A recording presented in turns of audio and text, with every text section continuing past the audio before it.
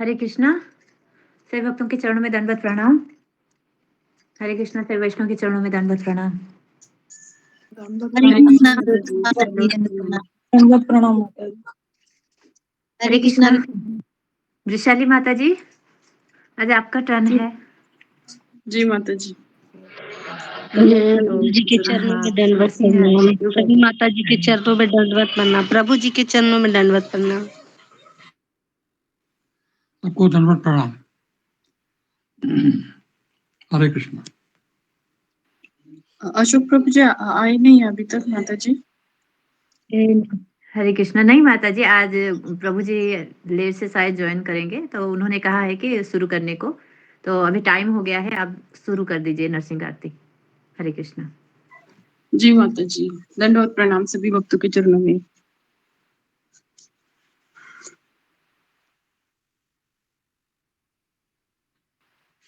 नमस्ते नरसिंहाय प्रह्लादलाददायिने हिरण्यकशिपुर्पक्षः शीलटङ्कानखालाय इतो नरसिंहा परतो नरसिंहा यतो यतो यामि ततो नरसिंहा बहिर्नरसिंहा हृदये नरसिंहा नरसिंहमदिं शरणं प्रपद्ये तव करकमलवरे नखाम् अद्भुत शृङ्गा दलित हिरण्यकश्यपु तनुभृङ्गा केशवजीता नरहरिरूपा जय जगदीश हरे जय जगदीश हरे जय जगदीश हरे तव कर कमल वरे नखाम अद्भुत शृंगा दलित हिरण्यकश्यपु तनुभृंगा केशवधृता नरहरिरूपा जय जगदीश हरे जय जगदीश हरे जय नरसिंहदेव नरसिंहदेव नरसिंहदेव जय नरसिंहदेव जय प्रहलाद महाराज प्रहलाद महाराज प्रहलाद महाराज जय प्रहलाद महाराज जय जय प्रभुपाद प्रभुपाद प्रभुपाद जय जय प्रभुपाद जय जय गुरुदेव गुरुदेव गुरुदेव जय जय गुरुदेव। सभी भक्तों के चरणों में मेरा दंडवत प्रणाम। हरे कृष्णा। दंडवत प्रणाम। बहुत सुंदर माता जी। हरे बोल। माता जी दंडवत प्रणाम सभी भक्तों के चरणों अभी में 10 दंडवत प्रणाम। नाम अपने बोल दीजिए माता जी। हरे कृष्णा। जी माता जी।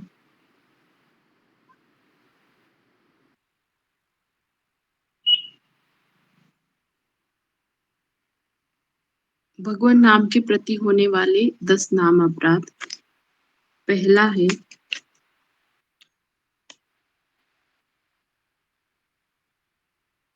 भगवान के नाम का प्रचार करने वाले भागवतों की निंदा करना। दूसरा है शिव ब्रह्मादि देवों के नाम को भगवान के समान अथवा उनसे भिन्न समझना। तीसरा है गुरु की अवज्ञा करना। चौथा है वैदिक शास्त्रों अथवा प्रमाणों का खंडन करना। 5वां है हरे कृष्णा महामंत्र के जप की महिमा को काल्पनिक समझना। 6ठा है पवित्र नाम भगवान के नाम में अर्थवाद का आरोप करना। 7वां है नाम के बल पर पाप करना। 8वां है हरे कृष्ण महामंत्र के जप को वेदों में वर्णित एक शुभ सकाम कर्म कांड के समान समझना। 9वां है अश्रद्धालु व्यक्ति को कृष्ण नाम की महिमा का उपदेश करना। 10वां है हरे कृष्ण महामंत्र के जप में पूर्ण विश्वास न होना और इसकी इतनी अगाध महिमा सुनने पर भी विषयासक्ति बनाए रखना और ध्यानपूर्वक जप न करना, ये भी एक अपराध है। स्वयं को वैष्णव समझने वाले सभी भक्तों को इन 10 नाम अपराधों से बचना चाहिए, जिससे जीवन की अभिष्ट सिद्धि शीघ्र अतिशीघ्र प्राप्त हो। हरे कृष्णा, दंडवत प्रणाम। हरि बोल माता जी, बहुत सुंदर। हरि हरे कृष्णा, सभी भक्तों को दंडवत प्रणाम। हरे कृष्णा, सभी भक्तों के चरण में मेरे दंडवत प्रणाम।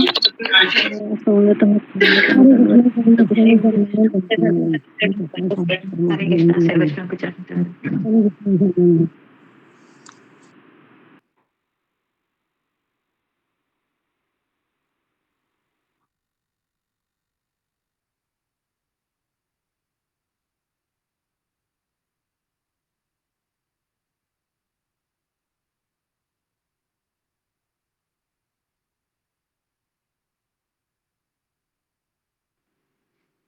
हरे कृष्णा, जब तक गुरु जी आते हैं तब तक कोई भजन सुनाना चाहेंगे? कोई एक भजन सुना दीजिए। हरे कृष्णा। आप ही सुनाइए प्रतिभा माता जी। हरे कृष्णा। आप सुनाइए माता जी, आप कब से नहीं सुनेंगे आपके। नहीं, आप सुनाइए। मेरी तो तबीयत ढीली चल रही है, मैं नहीं सुना पाऊंगी। आप नहीं सुनाए बहुत दिन से माता जी, प्रतिभा माता जी, आप सुनाइए।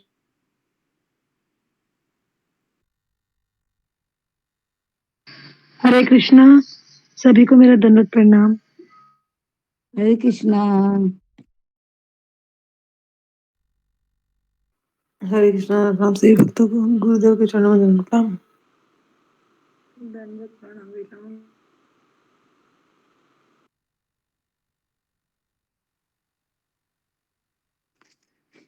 हरे कृष्णा, गुरु जी के चरणों में दंडवत प्रणाम, श्री भक्तों के चरणों में दंडवत प्रणाम। जय राधा माधवा कुंज बिहारी, जय राधा माधवा कुंज बिहारी, जय गोपी जन वल्लभ गिरिवरधारी, जय गोपी जन वल्लभ गिरिवरधारी, यशोदानंदन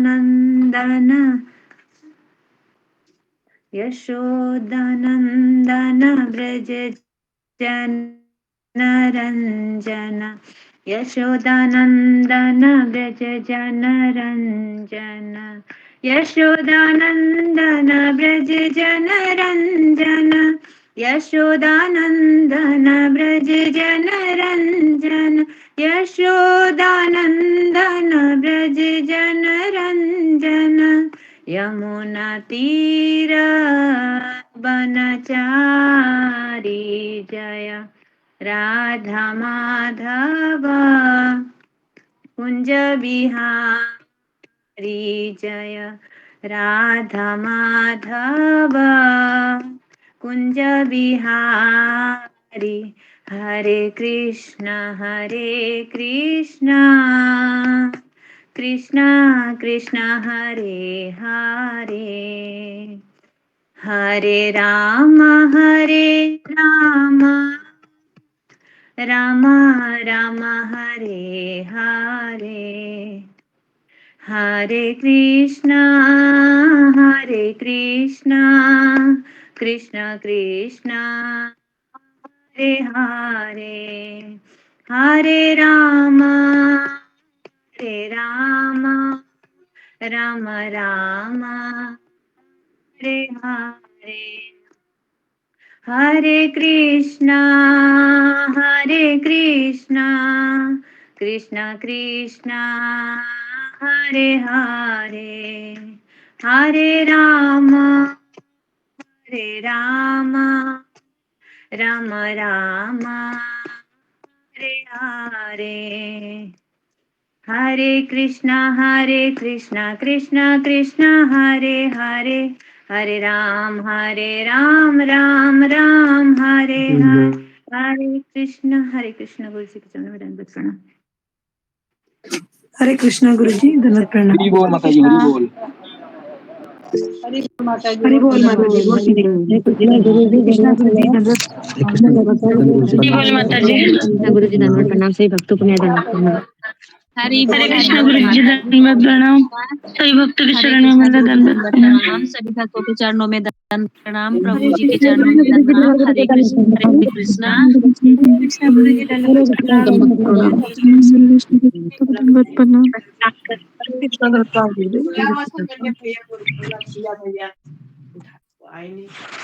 तुम्हारा फोन देना। कृष्णा माता जी दंडवत प्रणाम, सभी भक्तों के चरणों में दंडवत प्रणाम। ये कहाँ चला गया देखो, ये बच्चों को विश्वास नहीं, इतने बड़े बड़े बच्चे हैं बताओ, लेकिन ऐसे ज्ञान नहीं है।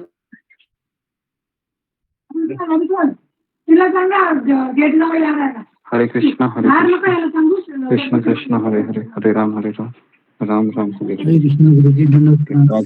हरे कृष्ण गुरु जी दंडवत प्रणाम। हरे कृष्ण गुरु जी दंडवत प्रणाम, सभी भक्तों को दंडवत। हरे कृष्णा गुरु जी दंडवत प्रणाम। हरे कृष्ण गुरु जी दंडवत सभी प्रणाम, भक्तों को सभी दंडवत भक्तों को प्रणाम। दंडवत प्रणाम। जी, आज किसका टर्न था बताने का, शुरू कीजिए। हरे कृष्ण गुरु जी वैशाली दंडवत दास प्रणाम। जी, सभी भक्तों को दंडवत प्रणाम, गुरु जी के चरणों में दंडवत प्रणाम। जैसे आपने कल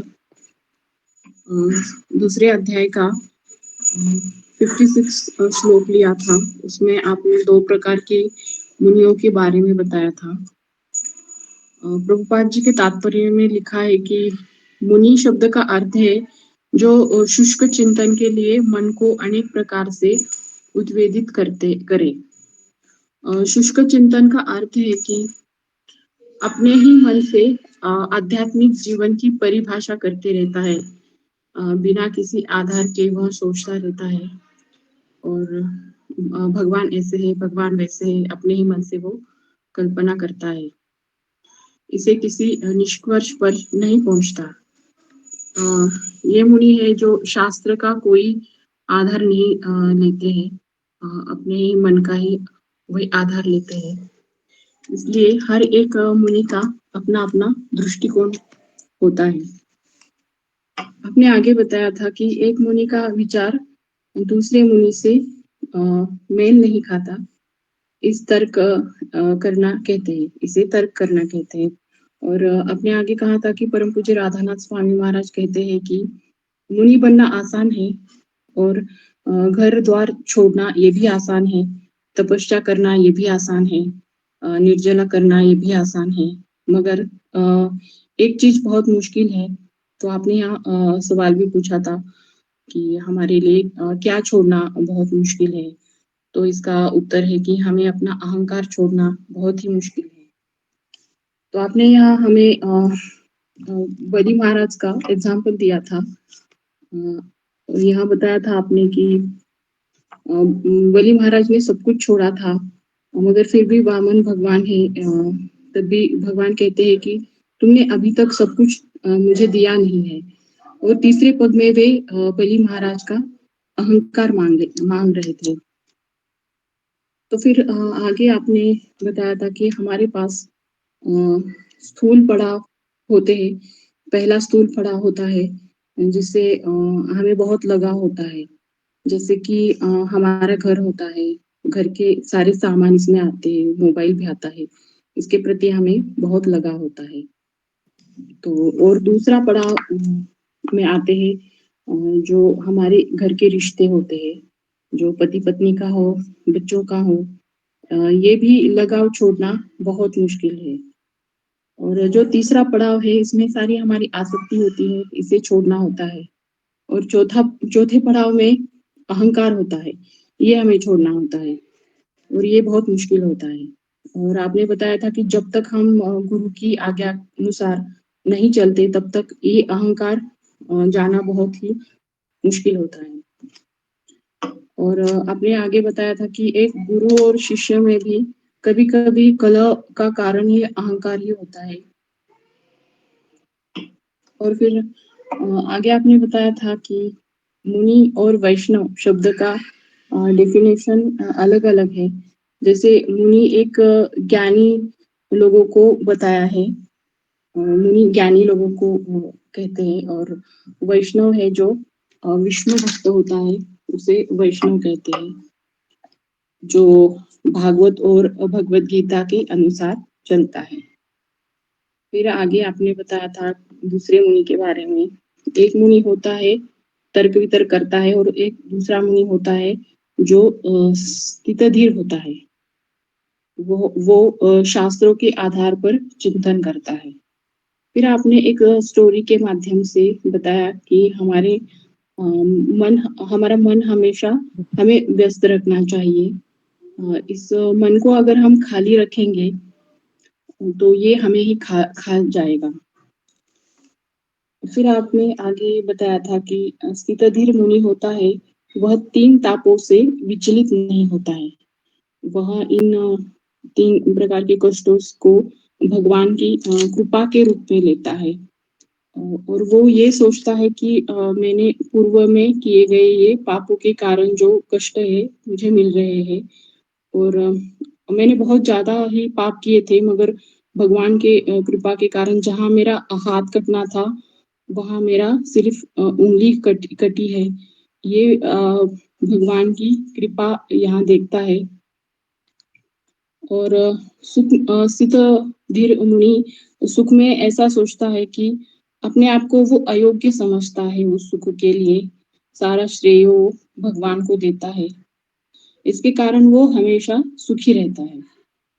और यहाँ आपने हमें सुदामा का उदाहरण दिया था, और ये भी बताया था कि जिस भक्त पर भगवान का भरोसा होता है उसी को भगवान पैसा देते हैं।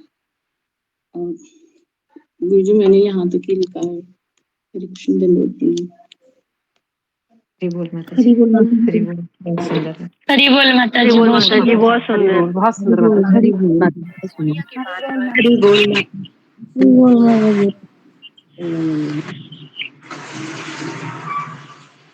हरे कृष्णा, आगे बढ़ते हैं। धन्यवाद। हरे कृष्ण प्रभु दंडवत प्रणाम। हरे कृष्ण गुरु जी दंडवत प्रणाम। ओके, गुरु जी को दंडवत प्रणाम। हरे कृष्ण। जी ओके, हम आगे बढ़ते हैं। ओम अज्ञानतिमिरान्धस्य ज्ञानांजन शलाकया चक्षुरुन्मीलितं येन तस्मै श्री गुरुवे नमः। नमो विष्णुपदाय कृष्णप्रेष्ठाय भूतले श्रीमते भक्ति वेदांत स्वामी निधि नामिने नमस्ते सरस्वती देवे गौरवाणी प्रचारिणे निर्विशेष शून्यवादी पाश्चात्य देश तारिणे। हे कृष्ण करुणा सिंधु दीनबंधु जगतपते गोपेश गोपिका कांत राधा कांता नमोस्तुते। तप्त कांचन गौरांगी राधे वृंदावनेश्वरी वृषभानुसुते देवी प्रणमामि हरिप्रिये। वाञ्छाकल्पतरुभ्यश्च कृपा सिन्धुभ्येव च पतितानां पावनेभ्यो वैष्णवेभ्यो नमो नमः। श्री कृष्ण चैतन्य प्रभु नित्यानंद श्री अद्वैत गदाधर श्रीवासादि गौर भक्त वृंद। हरे कृष्णा कृष्णा कृष्णा हरे हरे, हरे राम राम राम हरे हरे। ओके, हरे कृष्णा। तो सबका स्वागत है सत्र में भगवत गीता के। और आज हम गीता का जो अगला श्लोक है 58 श्लोक पर ही आए थे हम। 57 हो गए थे ना। 57 होगा। जी 58 57 हमारा हो गया था ओके, तो 58 पढ़ो। पढ़ेंगे। हाँ, फिंगर को रेज कीजिए। जी जी पढ़िए, प्रतिभा कुमारी पढ़ो 58। हरे कृष्णा। गुरुजी चरणों में दंडवत प्रणाम, सभी भक्तों को दंडवत प्रणाम। यदा संहरते चायं कुर्मा अंगानि इव सर्वशः इंद्रियाणि इंद्रिय अर्थेभ्य तस्य प्रज्ञा प्रतिष्ठिता। अनुवाद: जिस प्रकार कछुआ अपने अंगों को संकुचित करके खोल के भीतर कर लेता है, उसी तरह जो मनुष्य अपनी इंद्रियों को इंद्रिय विषयों से खींच लेता है, वह पूर्ण चेतना में दृढ़ता पूर्वक स्थिर होता है। तात्पर्य पढ़ो गुरुजी। जी तात्पर्य: किसी योगी, भक्ति या आत्मसिद्ध व्यक्ति की कसौटी यह है कि वह अपनी योजना के अनुसार इंद्रियों को वश में कर सके, किंतु अधिकांश व्यक्ति अपने इंद्रियों के दास बने रहते हैं और इंद्रियों के ही कहने पर चलते हैं। यह है उत्तर इस प्रश्न का कि योगी किस प्रकार स्थित होता है। इंद्रियों की तुलना विषैले सर्पों से की गई है। वे अत्यंत स्वतंत्रता पूर्वक तथा बिना किसी नियंत्रण के कर्म करना चाहती है। योगी या भक्त को इन सर्पों को वश में करने के लिए एक सपेरे के भांति अत्यंत प्रबल होना चाहिए। वह उन्हें कभी भी कार्य करने की छूट नहीं देता। शास्त्रों में अनेक आदेश हैं, उनमें से कुछ करो तथा कुछ ना करो से संबंध है। जब तक कोई इन करो या ना करो का पालन नहीं कर पाता और इंद्रिय भोग पर संयम नहीं बरतता है, तब तक उसका कृष्ण भावनामृत में स्थिर हो पाना असंभव है। यहाँ पर सर्वश्रेष्ठ उदाहरण कछुए का है। वह किसी भी समय अपने अंग समेट सकता है और पुनः विशिष्ट उद्देश्यों से उन्हें प्रकट कर सकता है। उसी प्रकार कृष्ण भावना भावित व्यक्तियों की इंद्रियां भी केवल भगवान की विशिष्ट सेवाओं के लिए काम आती है, अन्यथा उनका संकोच कर लिया जाता है। अर्जुन को उपदेश दिया जा रहा है कि वह अपने इंद्रियों को आत्मतुष्टि में न करके भगवान की सेवा में लगाए। अपनी इंद्रियों को सदैव भगवान की सेवा में लगाए रखना कूर्म द्वारा प्रस्तुत दृष्टांत के अनुरूप है, जो अपनी इंद्रियों को समेटे रखता है। हरे कृष्ण जी हरे कृष्णा। तो बहुत ही इम्पोर्टेंट श्लोक है, जिसमें भगवान कहते हैं कि यदा संहरते चायम कुर्म अंगानी इव सर्वशः।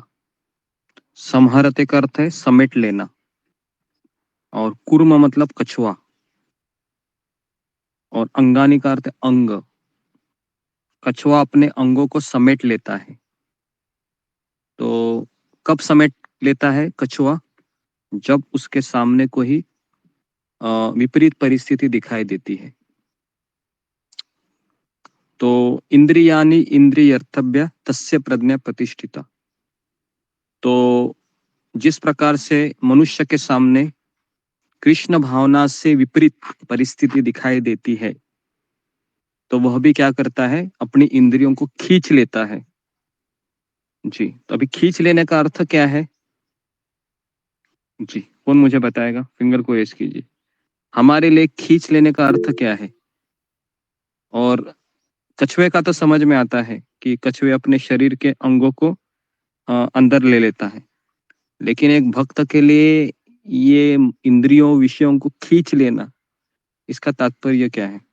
जी ओके, कृष्णा तिवारी। हरे कृष्णा प्रभु, दंडवत प्रणाम सभी भक्तों को। प्रभु जी, इंद्रियों को खींच लेना कि जहाँ पे कृष्ण की न हो, कृष्ण की कथा न हो, वहाँ संगत नहीं करना चाहिए, वहाँ नहीं बैठना चाहिए, वहाँ से हट जाना चाहिए। एक आचार्य जी कहे प्रभु की ऑर्केस्ट्रा क्या है? तो बोले कि कृष्ण और राम के अलावा अगर कुछ एक्स्ट्रा हो रहा है वही ऑर्केस्ट्रा है। जी जी, अच्छा जो बोला आपने। ओके, आगे बढ़ते। नेक्स्ट प्रियंका सहगल। हरे कृष्णा गुरुजी, धन्यवाद प्रणाम। गुरुजी, इंद्रियों को खींच लेना या इंद्रिय तृप्ति को संयमित करने से अर्थ है कि हम अपनी इंद्रियों को अपने नियंत्रण में रखकर केवल कृष्ण की सेवा में ही अपनी इंद्रियों को लगाएं और कहीं नहीं। Okay okay, next Anil Sharma. हरे कृष्णा प्रभु जी। जो इंद्रियों की तरफ से ध्यान को हटाना, जो इंद्रिय है, जी, ये आप उसको सब वहां सही से बता रहे हैं, मुझे कोई एग्जाम्पल देके बताइए कि इसका मतलब क्या है ना। जी, नेक्स्ट शिवानी बिष्ट। हरे कृष्णा गुरुजी, दंडवत प्रणाम। सभी भक्तों को दंडवत प्रणाम। गुरुजी, एग्जाम्पल तो ये हो सकता है अगर हम बॉलीवुड के कुछ सॉन्ग सुन रहे हैं तो उसकी जगह हम भगवान के भजन सुन सकते हैं, और अगर हम फोन में सीरियल देख रहे हैं उसकी जगह हम कीर्तन या फिर लेक्चर सुन वो सब सकते हैं। सही है। हाँ जी। ओके जी, सुमिता सिन्हा। हरे कृष्णा गुरुजी, दंडवत प्रणाम। हरे कृष्णा सभी भक्तों को दंडवत प्रणाम। ये आपने बताया था गुरुजी एक बार कि जैसे कि हम लोग टीवी देखते हैं तो उसमें कुछ एडवर्टीजमेंट आता है, तो हम लोग का मन उसमें वो हो जाता है कि जो प्रेरित हो जाता है कुछ चीजों के लिए, जैसे एडवर्टीजमेंट आया खाना खाने के लिए, तो वो मतलब वो देखते ही जो है जो मन लगता है को लगता है कि वो चीज खाना है, ये करना है, तो हम लोगों को बेसिकली बदल देना है, जैसे कि या तो चैनल बदल दें या तो उसको भगवान का प्रसाद या मतलब कि थोड़ा सा अच्छा सा बना करके खा लें, ऐसे ही शायद कुछ गुरुजी। हरे कृष्णा गुरुजी, ओके नोट्स जी, बना। तो देखिए मैं आपको एक एग्जाम्पल दे रहा हूँ, ध्यानपूर्वक सुनिए अभी। आप एक रास्ते पर चल रहे हैं, है ना, आपके जेब में बहुत पैसे भी है, मान लो कि आपका अभी अभी सैलरी हुआ है ना, अकाउंट भी फुल है, आपका जेब भी फुल है, और आप जा रहे हैं, लेकिन आप तिलक लगाए हुए हैं, आपके गले में कंठी माला है, आप एक वैष्णव हो, प्रवचन अटेंड करते हो, ठीक है, आप जा रहे हो रास्ते पर, अचानक जैसे आप रास्ते पर चल रहे हो, जा रहे हो, चल रहे हो, तुरंत आपको एक ढाबा दिखाई देता है, और ढाबे के बाहर ही एक व्यक्ति है, गरम गरम जिलेबियां है, वह कढ़ी में से निकाल ही रहा है, और आपका आंखों का ध्यान उसकी तरफ चला जाता है, उस जिलेबी की तरफ, और आपके पिछले पिछले जन्म के या इस जन्म के सारे संस्कार है वो अचानक जग जाते हैं, ठीक है। और उसके पश्चात फिर आप क्या करते हैं, मन में क्या विचार आता है कि गरम गरम जिलेबी मुझे बुला रही है, बराबर है। और उस समय अगर हम अच्छे से श्रवण किए, उस दिन अच्छे से 16 माला हुई है, तो उस समय हम उस मन में आए हुए विचारों को हम बुद्धि के द्वारा चुप कराएंगे। मतलब इंद्रिय विषय है इसमें देखना, जिलेबियों को देखना, और मेरी इंद्रिय है ये आंखें, ठीक है। और अगर मान लो मेरा जपा अच्छा नहीं हुआ है, आज सुबह मैं उठी ही नहीं या उठा ही नहीं, अभी तक 10 माला मेरी बाकी है, 6 मालाएं हुई है, और उस समय वो जो जिलेबी है आपको इतनी तीव्र गति से बुलाएंगे कि आपकी जेब में कितने रुपए है वो आप चेक करोगे और बोलोगे 100 रुपए की नोट है, जिलेबी तो इतनी महंगी नहीं होती है ना, देखने के लिए भी कोई नहीं है, मैं अकेला हूँ, कृष्ण भी दिखाई नहीं देते हमेशा की तरह, चलो मैं हूँ, है ना।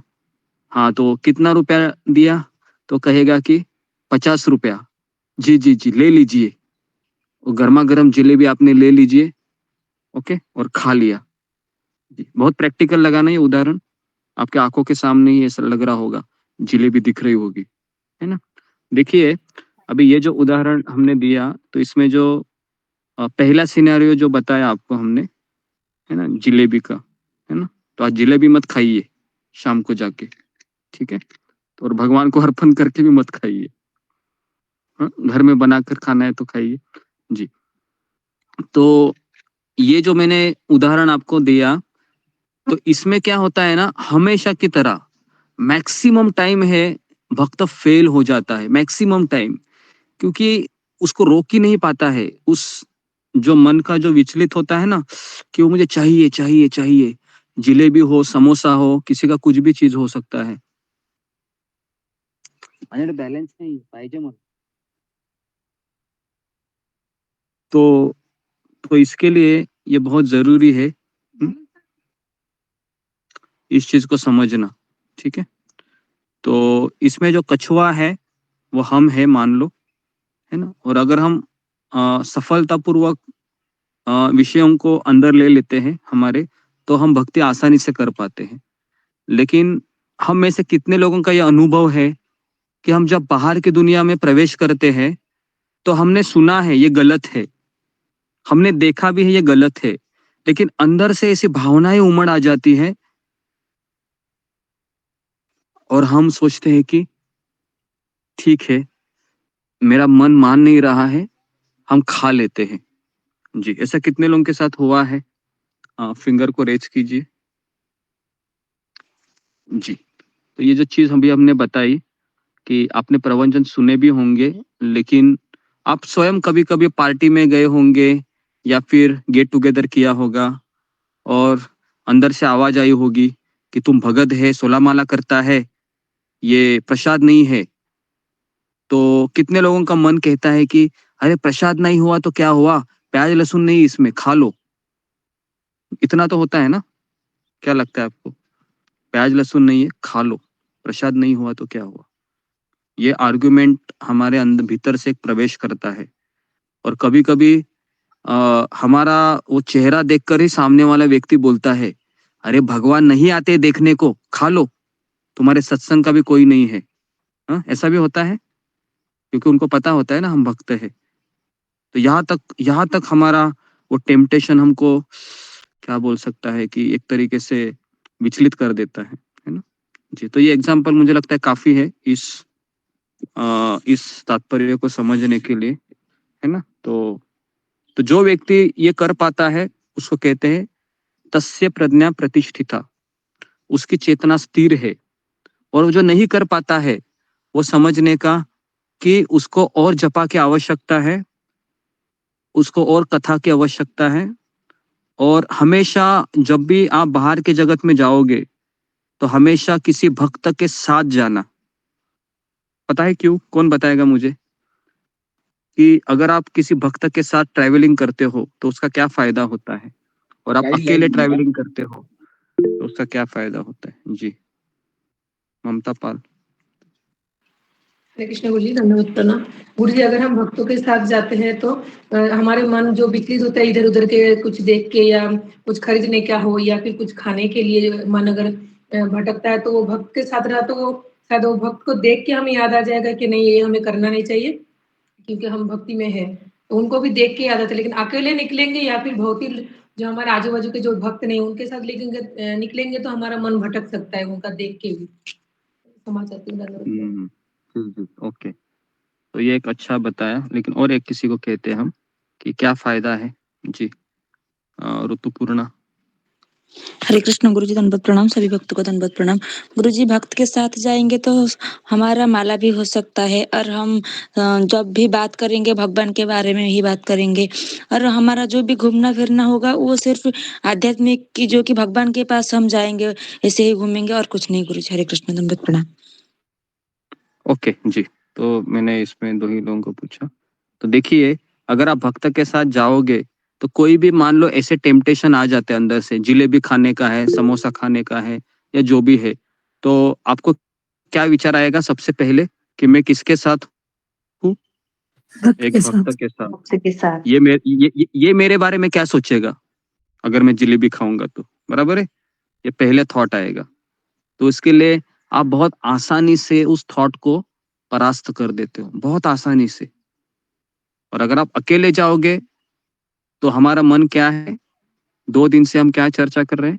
हमारा मन एक भूत है ना? भूत है। और वो हमें ऐसा वो क्या बोल सकते, हमको ऐसा वो हमको परेशान करेगा कि हम फिर सब कुछ जिलेबी खाने के बाद फिर यही मन, पता है हमको क्या बोलेगा? कितना कमीना है तू, भगत होके भी तुमने जिलेबी खाई। पता है, यही मन बोलेगा। यही मन आपको जिलेबी भी खिलाएगा और खाने के बाद क्या बोलेगा? तुम कितना कमीना है, डूब मरो, यही मन बोलेगा।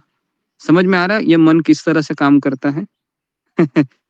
है ना? अगर आप इसको पहचान ले ना तो बहुत सारा हमारा परेशानी खत्म हो सकता है, क्योंकि ये मन हमारा एकदम डेंजरस है। ये आपको ये भी बोलेगा तुम भक्ति नहीं कर रहा है, और ये भी बोलेगा कि तुम मजा करो। तो इस तरह से ये हमें परेशान करता है। तो अभी मैं दूसरा यहाँ पर क्लू दे रहा हूं, अगर मान लो कि मेरे साथ भक्त नहीं है तो फिर मुझे क्या करना चाहिए जी। तो आप क्या करेंगे, फिंगर को रेज कीजिए। तो मान लो कि आप अकेले का, आपको ट्रैवलिंग तो करना है, हम 4 दीवारों के भीतर तो हम बैठ नहीं सकते भाई, हमको जॉब करना है, मार्केट जाना है ना। तो क्या करें, बच्चों को ले जाने के लिए जाना पड़ता है, तो रिक्शा वाला दिखता है ना, और बहुत सारी चीजें दिखती है, तो मन में विचार आते हैं, तो क्या करें अभी जी। तो इसके ऊपर क्या उपाय है जी, रूबी कुमारी जी। हरे कृष्णा गुरु जी, धन्यवाद प्रणाम। सभी भक्तों को धन्यवाद प्रणाम। गुरु जी, हम उस टाइम पर माला लेके जा सकते हैं, या हम वे चीजें कर सकते हैं जो आध्यात्मिक होती है, या हम अब गुरु के अपने वचन सुन सकते हैं उस वक्त, माला कैरी कर सकते हैं, या भक्तों के जो विचार है, थॉट्स है, वे हमें याद करना चाहिए उस वक्त, जैसे कि आप गुरु ने क्या बताया, या भक्तों से उस वक्त बात करनी चाहिए। ये सब हम उपाय कर सकते हैं। या मार्केट जाते हैं तो हम सोच के जाना चाहिए कि मैं जो जा रही हूँ खरीदने, तो अपने कृष्ण के लिए खरीदने जा रही हूँ, या भक्तों के लिए, या गुरु के लिए, ऐसे सब सोच के जा सकते हैं। हरे कृष्णा गुरु, धन्यवाद। कुछ गलती धन्यवाद।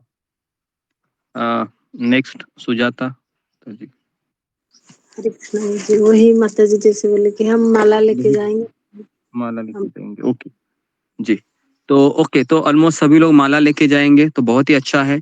लेकिन कुछ कुछ भक्त ऐसे होते हैं कि माला लेकर जाएंगे तो लोग क्या कहेंगे, तो इसके लिए वो सोचते हैं कि मेरे घर वाले तो भक्त नहीं है, और मैं ऐसे माला लेके जाऊंगी मार्केट में उनके साथ, तो ये उधर भी कुछ शुरू हो जाएंगे। ये भी डर होता है कि नहीं? ये भी डर होता है कि अरे ये घर में भी भजन कर रही है, बाहर भी, ये सब क्या है इसका जी। तो इसके ऊपर क्या फिर सॉल्यूशन है, क्योंकि ये आप करोगे तो शायद समस्या भी हो सकती है।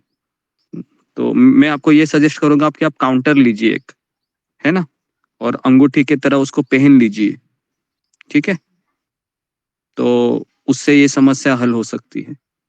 तो हम बहुत प्रैक्टिकल जाके हम सोच रहे हैं कि हमें इस श्लोक को किस तरह से जीवन में उतारना है, ठीक है। तो काउंटर आप खरीद लीजिए, महंगा नहीं आता है, 150-200 रुपए में आ जाता है, और उसको आप टिक टिक करोगे तो नंबरिंग भी आता है, तो उससे आपको पता चलेगा आपकी कितनी माला हुई है, ठीक है जी। लेकिन हमारी 16 माला हमें काउंटर पर नहीं करना चाहिए, हमारी 16 माला हमें मनी के ऊपर ही करनी चाहिए, ठीक है। तो आगे बढ़ते अभी। हाँ, तात्पर्य, किसी योगी, भक्त या आत्मसिद्धि व्यक्ति की कसौटी यह है कि वह अपनी योजना के अनुसार इंद्रियों को वश में कर सके। तो समझ में आ रहा है, यहाँ पर प्रभुपाद पहले लाइन में एक धमाका करते हैं, बम फोड़ देते हैं कि भक्त की कसौटी किसमें है कि अपनी योजना के अनुसार वह इंद्रियों को वश करे। तो अपनी योजना के अनुसार का तात्पर्य क्या होता है कि जब वो चाहे अपनी इंद्रियों को इस्तेमाल करे, वो जब वो न चाहे तो अपने इंद्रियों को वो रोक दे, कछुए की तरह। लेकिन प्रभुपाद लिखते हैं कि अधिकांश व्यक्ति अपनी इंद्रियों के दास बने रहते हैं। तो हम सभी लोग इंद्रियों के दास है, हम सब लोग इंद्रियों के दास है, हम सब लोग ये मान्य भी करते हैं, है ना। सत्संग में होते हैं तो हमको लगता है कि बहुत आसान है भक्ति, लेकिन जैसे ही सत्संग से चले जाते हैं लगता है कि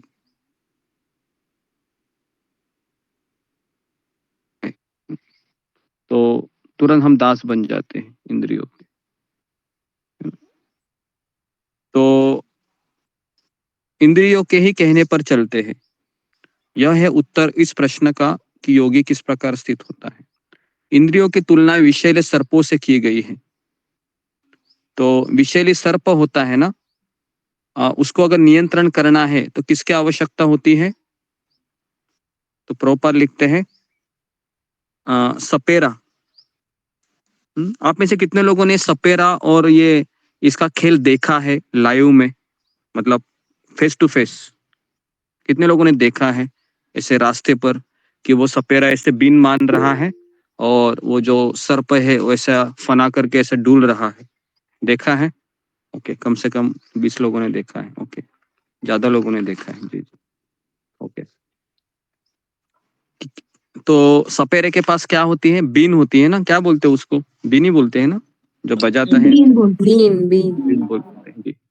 तो सपेरा जब बीन बजाता है तो वो विषैला सर्प है ना, वह सपेरे के अनुसार वह कार्य करता है।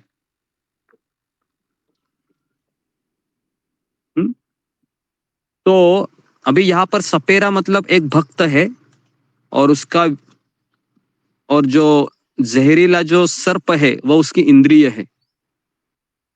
और सपेरे के पास बीन होनी चाहिए। अगर सपेरे के पास बीन नहीं है तो क्या वो जहरीले सर्प को नियंत्रण कर सकता है? नहीं तो इसका उत्तर है नहीं, नहीं वो नहीं कर सकता। नहीं कर सकता। तो उसके पास बीन होनी चाहिए जो बजाता है। हाँ? तो उस बीन का तात्पर्य क्या है? जी बताइए, फिंगर को रेज कीजिए। हाँ, उस बीन का तात्पर्य क्या है जो बजाता है ना? मैंने कहा कि जहरीले सर्प इंद्रिय है, सपेरा भक्त है, तो उसके हाथ में जो बीन है जो उसको बजाना पड़ता ही है, वो क्या है? जी मंजू सिंह। हरे कृष्णा गुरु जी। गुरु जी, बीन जो है उसका जो है शस्त्र होती है जिससे कि वो उस सांप को कंट्रोल करता है। तो इस तरह से जो हमारी माला है वो हमारा शस्त्र है जो हमारे मन को कंट्रोल करता है। हरे कृष्णा गुरु जी, धन्यवाद। ओके, उसको माला के अनुसार देखेंगे। ओके ओके, नेक्स्ट एकता सोमानी माता जी।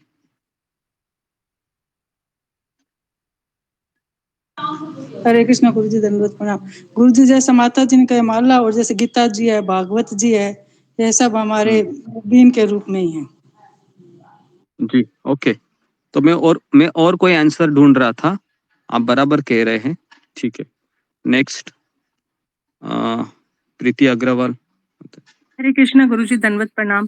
गुरुजी, वो बीन जो है हमारे गुरुजी से जो हमने श्रवण किया है, उनके जो शब्द है वो हमारे लिए बीन का काम करेंगे, जो हमें इंद्रियों को वश में रखने में सहायक होंगे। ओके जी, ये भी हो सकता है। नेक्स्ट जस्मिता पत्रे। हरे कृष्णा गुरु जी, धन्यवाद प्रणाम।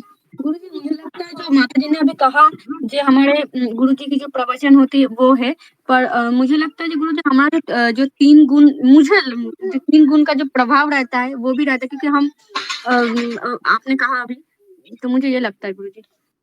ओके, तो बेसिकली जो गुरु की आज्ञा है ना, यही मेन होती है इसके पास, जो भगवान की कृपा होती है। देखिए, गुरु का आदेश और भगवान का आदेश, आप कृष्ण और गुरु को क्या बोल सकते हैं, आप इनको अलग मत कीजिए, है ना? अगर आप अलग करेंगे तो फिर आप हमेशा धोखे में रहेंगे, क्योंकि कृष्ण और गुरु ये दोनों तत्व में अलग है, लेकिन एक शिष्य के लिए कृष्ण की कृपा है वह गुरु की कृपा से ही प्राप्त होती है।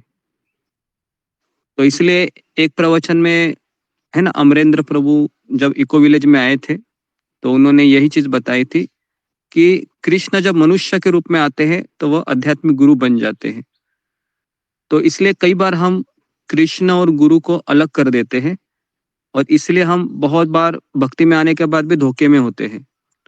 लेकिन इसका यह अर्थ भी नहीं है कि गुरु कृष्ण होता है, ये तो मायावाद है। लेकिन गुरु ये कृष्ण का प्रतिनिधि होने के कारण जो कृष्ण के जो उपदेश है वह गुरु के मुख के द्वारा ही प्रवेश होते हैं। तो इसलिए यस्य प्रसादात भगवत प्रसादो, है ना? तो इसलिए वो जो बीन होती है वह कृष्ण कृपा या गुरु कृपा कह सकते हैं, है ना? तो उस बीन के सहारे वह जहरीले सर्प को, जो हमारी इंद्रिय है, हमारी इंद्रिय इतनी जबरदस्त भयंकर डेंजरस है ना कि हम इसके ऊपर कदापि भरोसा नहीं कर सकते। क्या आपके घर में मान लो आपने जहरीला सर्प को पाल दिया,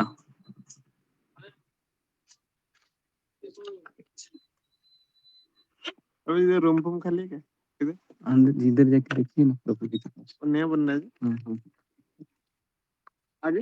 हाँ ये इधर चिंतामण पाटिल प्रभु है ना। तो जी, तो मैं ये बता रहा था कि ये जो सर्प है, अगर हमने घर में पाल के भी रखा और वो बहुत पालतू है, पालतू का अर्थ है कि सारी बातें हमारी सुनता है वह सर्प, लेकिन मान लो एक दिन बीन है वह भूल गया वो सपेरा, बताइए, एक दिन वो सपेरा बीन उसको मिल ही नहीं रहा है घर में और वो जहरीला सर्प अचानक जग गया, तो क्या होगा बताइए, काट क्या देगा होगा वो? दस देगा। काट देगा। कि वो सांप उसको काट देगा सपेरे को, है ना।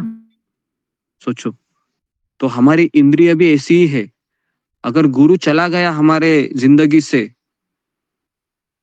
तो फिर जो वही जो ये इंद्रिय है ना, जो अभी हमारे कहना मान रही है, ये इंद्रिय हमारे ऊपर इतने हावी हो जाएंगे ना कि हम किसी को मुंह दिखाने के भी लायक नहीं रहेंगे, ऐसी इंद्रिय हमको पछाड़ देती है। तो ये जो एनोलॉजी यहाँ पर दिया गया एकदम सटीक एनोलॉजी है प्रभुपाद जी का, सपेरा सर्प। लेकिन प्रभुपाद जी ने इधर बीन नहीं लिखा है, ये बीन मैंने मेरा अलग से ऐड किया उसको, ताकि वो चीज़ा और क्लियर हो जाए करके, है ना। तो ओके, तो इस तरीके से आगे बढ़ते हैं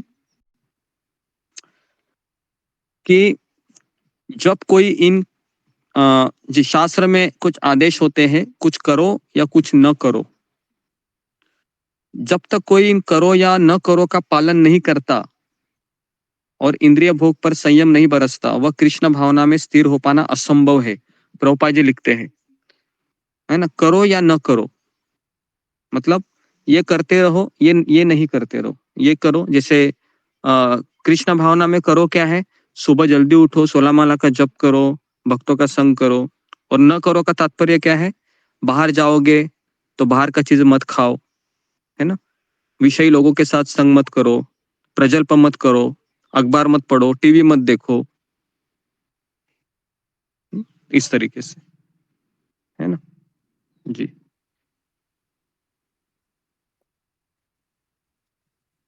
तो हाँ, यहाँ पर भी देखते तो इस तरीके से यहाँ पर फिर कछुए का एग्जाम्पल दिया गया है।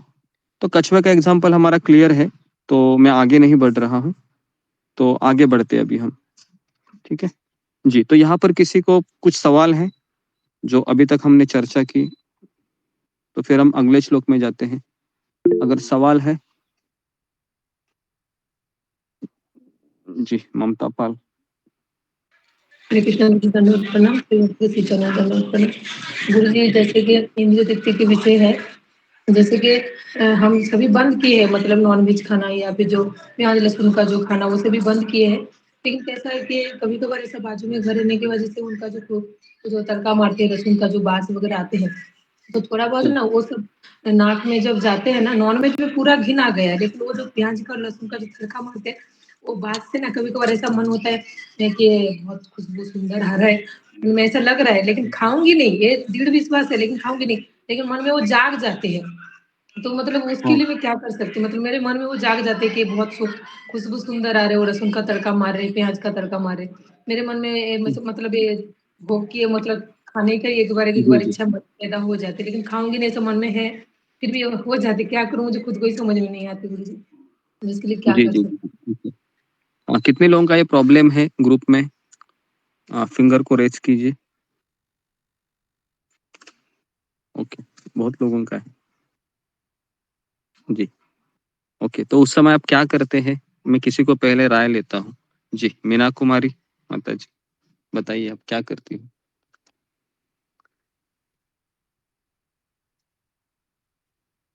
हरे या कृष्णा फिर गुरु जी। जी हाँ बोलिए। मैं तो खुद समझ में नहीं आता, मैं तो अभी तक छोड़ ही नहीं पाई हूँ, मैं खाती हूँ। जी ओके नेक्स्ट।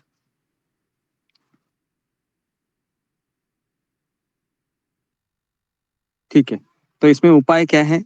तो इसमें उपाय देखिए, इसमें उपाय ये है कि ये चीजें हैं, ये चीजें अगर हम समाज में रहते हैं, अड़ोस पड़ोस में रहते हैं, तो इसका तकलीफ होगा, है ना?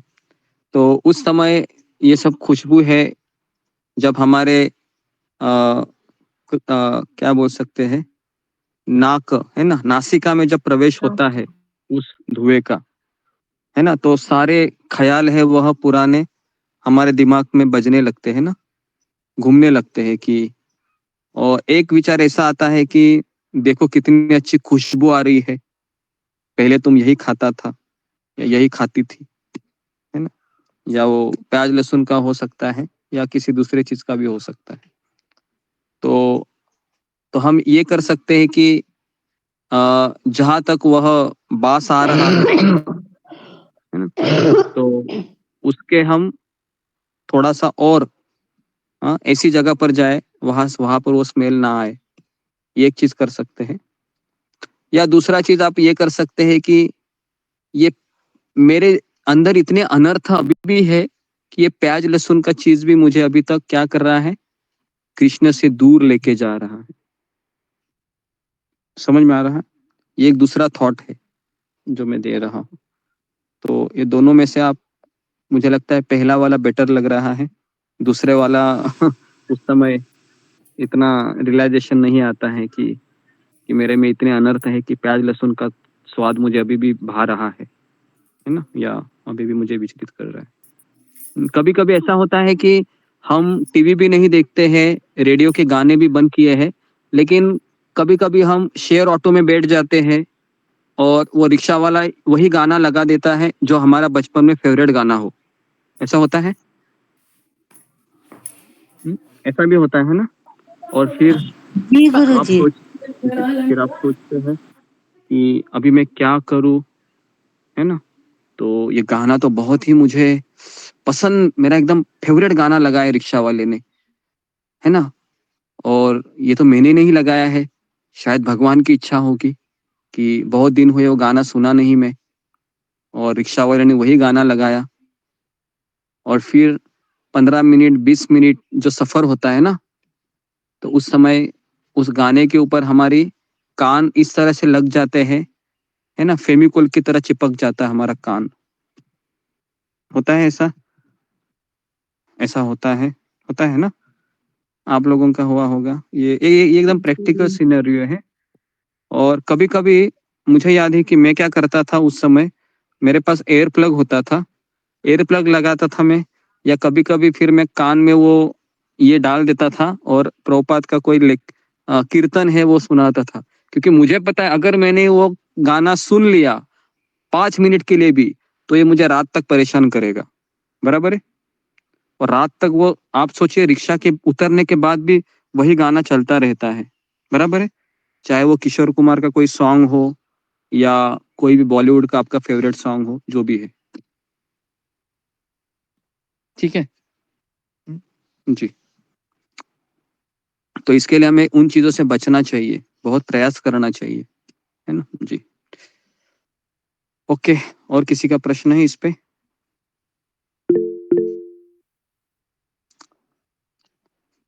जी अंजलि सिंह। गुरुजी आपने बताया कि जैसे हमारा मन कब मेरा साथ नहीं देता है, मतलब जैसे खाने की इच्छा होना कुछ है, या जो हम जो भक्ति से मतलब अनुकूल है वो नहीं कर पा रहे, मतलब मन हमारा साथ नहीं दे रहा है। तो इसमें आपने ये बताया था ना कि हमें जपा मतलब ज़्यादा अच्छे से करना चाहिए, ध्यान प्रयोग करना चाहिए। ये 2 चीज़ें आपने बताई थी, तो जैसे हमारा मन साथ नहीं दे रहा है, तो इससे क्या मतलब किस चीज़ पे हमको वर्क करने की ज़रूरत है? ऐसा होता है गुरुजी? मैंने इसके बारे में बताया भी है ना, मन साथ नहीं दे रहा है क्योंकि हम कृष्ण को छोड़ दिए हैं, या हमारा माला अच्छे से नहीं हो रहा है। तो हमें हमारी साधना है अच्छे से करनी चाहिए बेसिकली, सुबह सुबह जल्दी उठ के। अगर ये नहीं करते हैं तो फिर समस्या आती है ना जी। नेक्स्ट रेखा पायल माता जी। हरे कृष्णा गुरु जी, दंडवत प्रणाम। गुरु जी, जैसे मतलब हम इंद्रियों को बस में तो करते हैं, जैसे हमें कुछ दिख रहा है, हम बाजार जाते हैं, कुछ हम नहीं खाते हैं कि जैसे प्याज लहसुन है, लेकिन जैसे साथ में घर वाले होते हैं, बाजार में जाते हैं तो कहते हैं कि कुछ खा ले, तो हम मना करते हैं कि नहीं हम नहीं खा रहे, तुम खा लो। तो कहते हैं तुम्हारे साथ आना बेकार ही है, तुम बोर हो गए। वैसे ही हम स्टाफ में बोरिंग भी है कि पर्सनालिटी मतलब है परम। हाँ, बोरिंग हो तुम, अब बोरिंग, पहले तो अच्छे थे लेकिन अब बोरिंग हो गए। वैसे स्टाफ में भी ऐसे ही होता है, जैसे हम स्कूल में जाते हैं तो मतलब कभी-कभी तो बहुत बुरा भी लगता है कि मतलब हम बिल्कुल सेपरेट हो गए, अलग हो गए, तो वहाँ पे मन में एक अजीब-सा होता है, लेकिन वहाँ पे हम क्या आंसर दें उनको कहने के लिए? जी, ये सबका प्रॉब्लम होता है। गुरु जी ये मेरे को भी यही पूछना था। नहीं, सबका प्रॉब्लम है ये ऐसा नहीं है। तो जी, तो मुझे याद है, मैं अपना उदाहरण दे रहा हूँ आपको कि मैं जब मर्चेंट नेवी में जॉब करता था, तो वहाँ पर 2 टाइम चाय चलती थी। एक 10 से 10:30 और 3 से 3:30। तो ऐसा चाय का टाइमिंग रहता था और हमारा जॉब हो रहता था सुबह 8 से लेके 5 बजे तक। और हमेशा की तरह उधर टेबल में बैठना ही पड़ता था क्योंकि जहाज में इन-बिन 10-12 लोग ही रहते थे, है ना? तो एटलीस्ट चाय के समय तो भाई एक साथ आकर बैठे। तो ये सब लोग है वह एकदम कड़क चाय बनाते थे, है ना? एक व्यक्ति को चाय बनाने के लिए रखते थे। और सबका गिलास भी होता था और गिलास पे नाम भी रहते थे, मुझे याद है। अभी मुझे वहाँ पर उनके साथ बैठना ही पड़ता था। अगर मैं नहीं बैठूँगा तो बहुत हल्ला हो जाएगा, है ना? तो फिर मैं क्या करता था, तो मैं वहाँ पर बैठता था और मैं गर्म पानी होता था, तो मैं गर्म पानी गिलास में उसमें डालता था और वो गिलास कैसा होता है ना, ट्रांसपेरेंट नहीं रहता था। जैसे चाय के गिलास होते हैं ना, पता है ना, व्हाइट कलर के, जो बाहर से भी नहीं दिखता नहीं अंदर क्या है करके। तो मैं उनके साथ बैठता था और उनको कभी पता ही नहीं चला कि मैं उनके साथ चाय नहीं पी रहा हूँ। ये भी आश्चर्य की बात है। मैं हमेशा उनके साथ बैठता था और वो बैठने से पहले ही मैं ग्लास लेके बैठ जाता था उधर।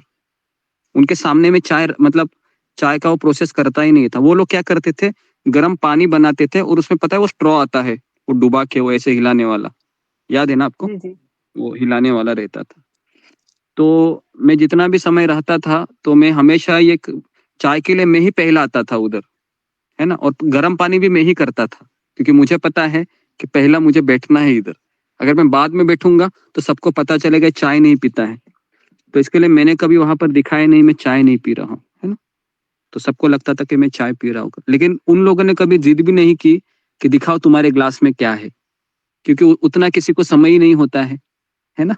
सब लोग चाय के समय अपने अपने धुन में रहते हैं, चाय बिस्कुट खाते थे उधर, है ना? उधर वो टाइगर बिस्कुट मिलता था, वो 10-10 रुपए का पैकेट सबको मिलते थे उधर फ्री में, है ना? तो वो सब में मैं एक अपना एग्जाम्पल बताया, है ना, कि मैं क्या करता था। तो अभी तो ये गुरु सब जी हमें तो चीजें हैं मना बहुत। करना ही पड़ेगा ना? जी, हमें तो मना हाँ, तो करना ही इसलिए पड़ेगा कि नहीं हम नहीं खा रहे।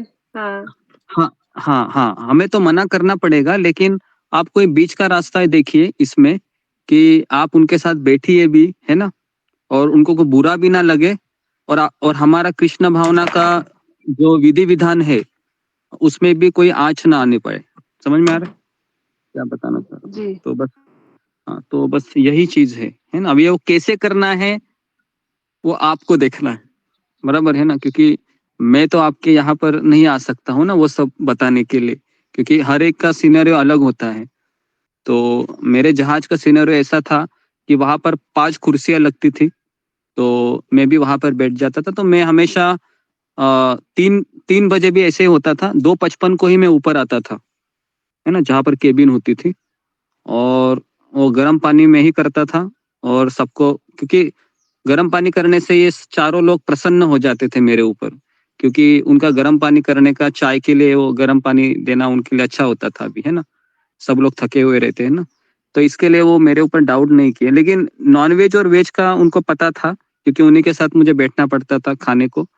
तो उनको पता था कि ये हरे कृष्णा का भक्त है और ये नॉनवेज नहीं खाता है और शाकाहार में भी इसको प्याज लहसुन भी नहीं चलता है। तो उसके चल के वो मुझे बहुत बोलते थे, इतना बोलते थे कि तुम जहाज में ही क्यों आया, हिमालय के गुफाओं में रहना चाहिए था, तुम्हें तो पैसे की भी क्या जरूरत है, है ना। वैसे तो खाने के लिए भी कुछ पैसे नहीं लगते हैं, है ना। ये दाल चावल के लिए, नॉनवेज खाने के लिए पैसे लगते हैं। तो इस तरह से मुझे बोला करते थे, है ना।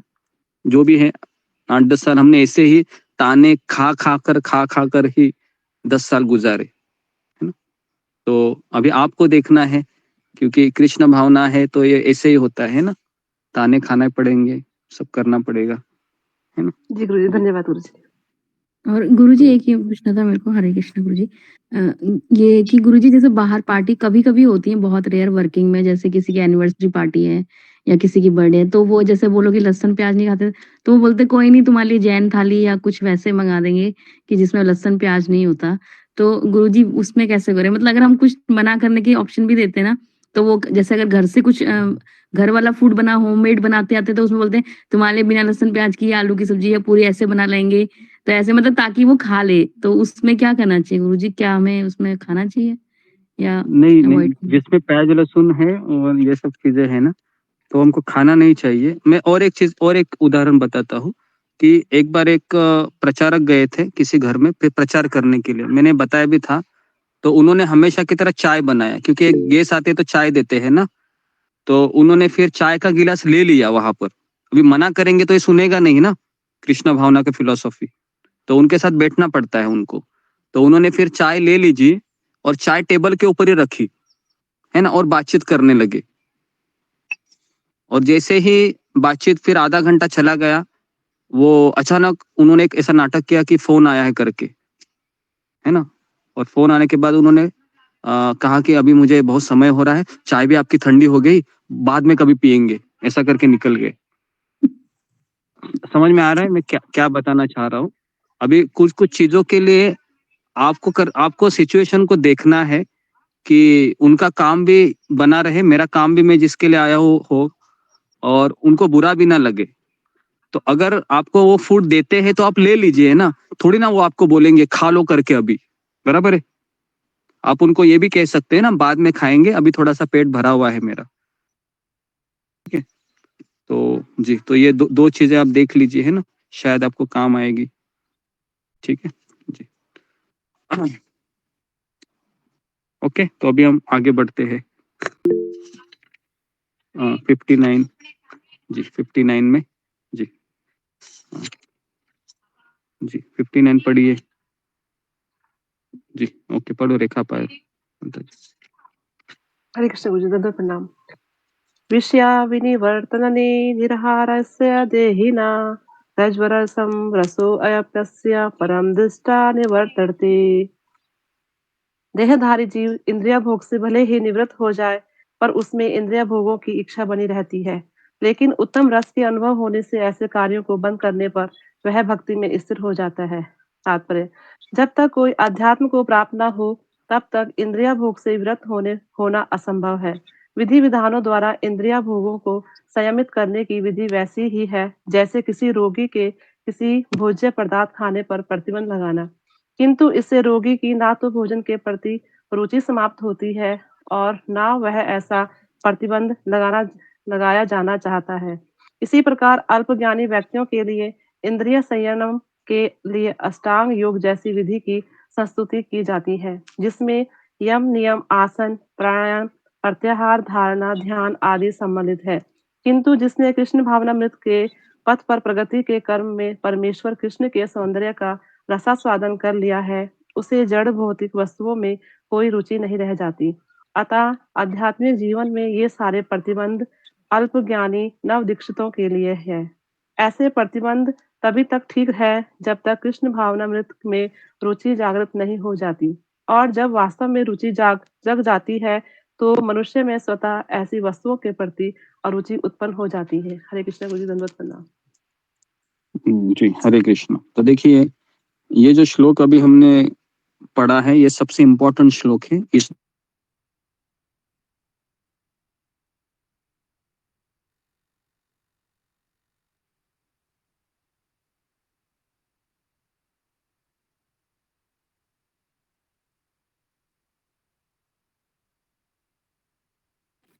गुरुजी आवाज नहीं आ रही।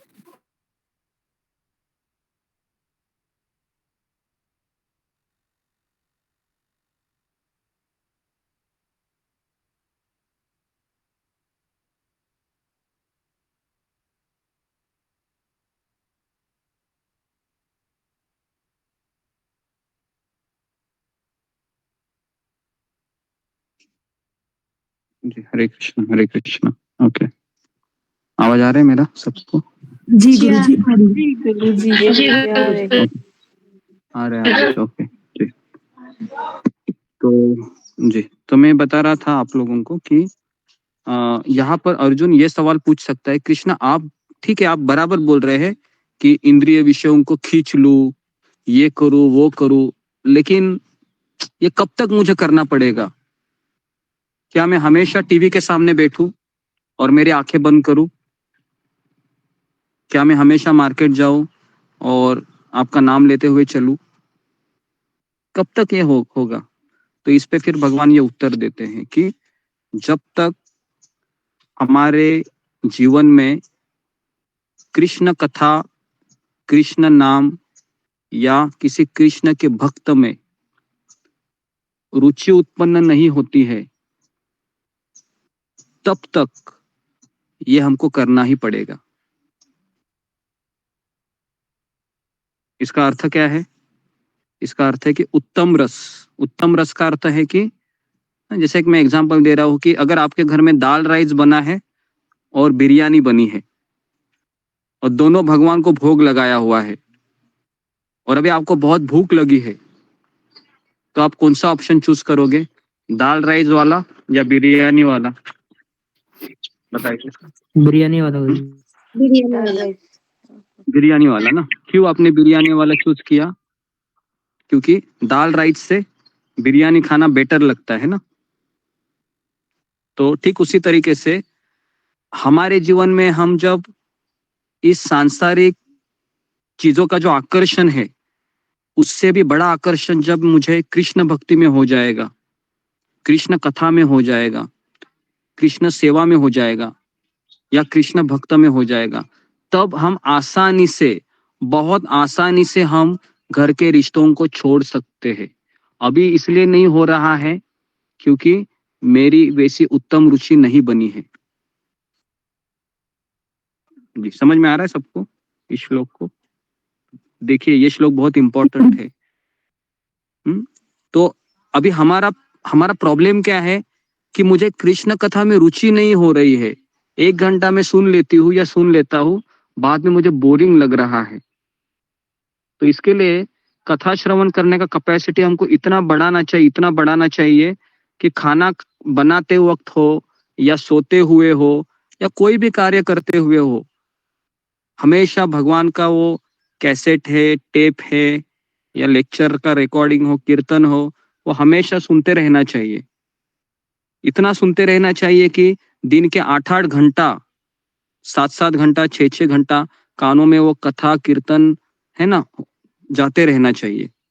मैं जब जहाज में था तो मेरे पास कोई ऐसा चीज नहीं था कि मैं करूं, क्योंकि सब वहां पर गलत चीजें होती थी।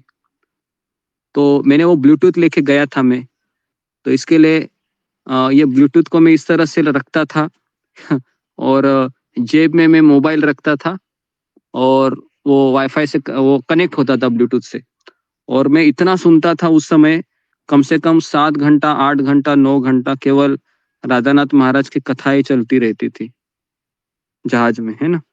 और किसी को पता भी नहीं होता था, मेरा काम भी हो जाता था, है ना, और लेक्चर वगैरह सुनना भी होता था। तो ऐसा हमको हमारा जीवन करना चाहिए कि मैं हमेशा मेरे कानों में कथा कीर्तन बस चलता ही रहे, है ना। और जब भी आपको लगेगा कि अभी मैं बोर हो गया हूँ मैं 6 घंटा सुनकर, तो मैं आपको ऑप्शन दे रहा हूँ, फिर कीर्तन लगाइए, कोई अच्छा भजन लगाइए। उससे भी बोर हो गए तो फिर कोई दूसरी एक अच्छी सी मेलोडी लगाइए, है ना, माधवास की वगैरह, वो सबसे लास्ट ऑप्शन रखिए, वो माधवा बैंड वाला, क्योंकि उससे ज्यादा फीलिंग नहीं आती। पहले आप प्रभुपाद जी को ऑप्शन दीजिए, है ना। हम सबसे पहले वो माधवास रॉक बैंड का ही लगा देते हैं, ये गलत है ना। वो एक्चुअली उनका बैंड ना बाहर के लोगों के लिए बनाया है, जो लोग भक्त नहीं है, लेकिन भक्त है उसमें घुस जाते हैं तो हमें प्रभुपाद जी के भजन सुनने चाहिए, लेकिन हम वो माधवास रॉक बैंड की तरफ ही जाते हैं जी। तो इसके लिए उत्तम रस के अनुभव होने से ऐसे कार्य को बंद करना बहुत आसान हो जाता है ना। अभी हम इंद्रिय तृप्ति के इंद्रिय तृप्ति को फुल स्टॉप क्यों नहीं दिए हैं? बीच बीच में हमको करना ही पड़ता है, या फिर ऐसी भावनाएं उमड़ आ जाती है कि हम अपने आप को रोक नहीं पाते। क्यों हो रहा है ऐसे? क्योंकि हम उत्तम रस का अनुभव नहीं हो रहा है ना। मेरे कान है कृष्ण कथा के लिए लालायित नहीं हो रहे हैं, मेरे आंखें कृष्ण को देख के बोर हो जाती है 5 मिनट में ही। बराबर है? आप कृष्ण के सामने कितने समय खड़े होते? अपने आप को पूछिए। 5 मिनट के बाद आप निकल जाते हैं ना, बस हो गया, अभी कितना देखे, है ना। हाँ, बांसुरी भी देख लिया, हाँ मोर पंख भी देख लिया, माला भी अच्छी है गले में, आज कलर भी अच्छा पहना है कृष्ण ने, है ना। राधा रानी हमेशा की तरह खड़ी है वैसे ही, आंखें भी नहीं हिल रहे हमेशा की तरह, बस हो गया, अभी चला जाता हूँ मैं, है ना। 5-10 मिनट में मैक्सिमम हम चले जाते। तो इसलिए हमारे पास वो उत्तम रस की अनुभूति नहीं है। तो इसलिए हम ये छोटे छोटे चीजें हैं ना, जैसे अभी लेक्चर हो गया तो किसी ने पकोड़े ला के दिया आपको, तुरंत आप खा जाएंगे उसको, बराबर है।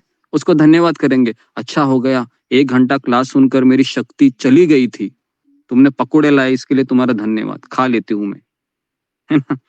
तो इस तरीके से, है ना, हमारा हो जाता है। तो हम उत्तम रस की अनुभूति नहीं है हमें, तो इसके लिए हम प्रवचन को भी एक रूटीन वर्क की तरह से लेते हैं। ये मेरा रूटीन काम है, 3 से 4 1 घंटा सुनना है, नहीं तो मैं माया में पड़ जाऊंगी, बराबर है।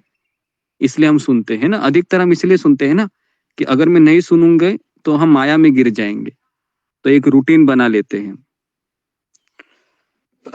तो उत्तम रस के अनुभव होने से ऐसे कार्य को बंद करने पर भक्ति हमारी स्थिर हो जाती है ना।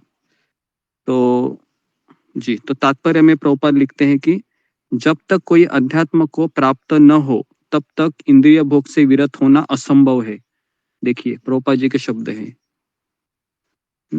जब तक कोई अध्यात्म को प्राप्त न हो, मतलब उसका जीवन ही आध्यात्मिक होना चाहिए, पूरा जीवन, है ना। 24 घंटे उसका जीवन आध्यात्मिक होना चाहिए, तभी वह इंद्रिय भोग से विरत हो सकता है। नहीं तो हमको लगता है कि 5 दिन 6 दिन मेरा जपा इतना अच्छा हो गया, ऐसा लगता है कि मैं अभी हरिदास ठाकुर बनने के ही कतार में खड़ा हूँ, है ना, ऐसा भी लगता है कभी कभी।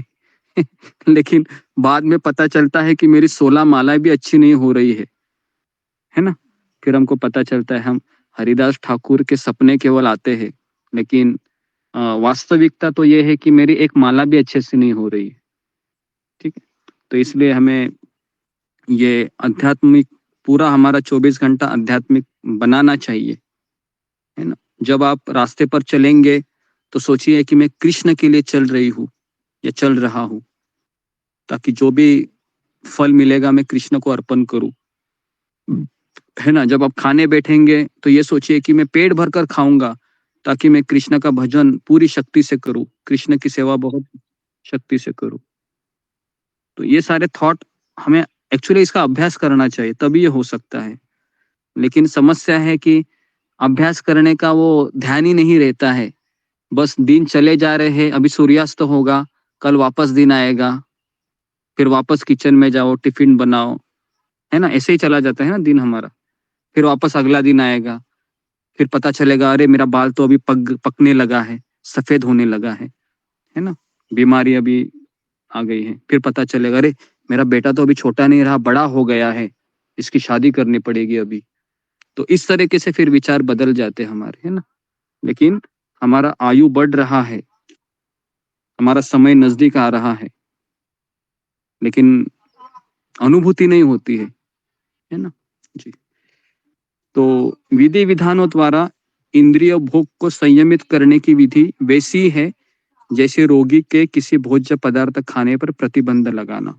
अगर आप आयुर्वेदिक डॉक्टर के पास जाओगे तो आयुर्वेदिक डॉक्टर आपको हमेशा कहेगा कि आप ये मत खाओ, खट्टा मत खाओ, तीखा मत खाओ, है ना। तो हम बीमार व्यक्ति हैं क्योंकि हम कृष्ण को भूल गए हैं, और बीमार व्यक्ति को हमेशा डॉक्टर क्या बोलते हैं उसको, परहेज बोलते हैं ना, परहेज करने के लिए कहता है कि आप ये मत खाइए, ये खाने से बीमारी बढ़ जाएगी। तो उस तरह वो को परहेज करने तुम आवाज ब्रेक हो रही है प्रभु।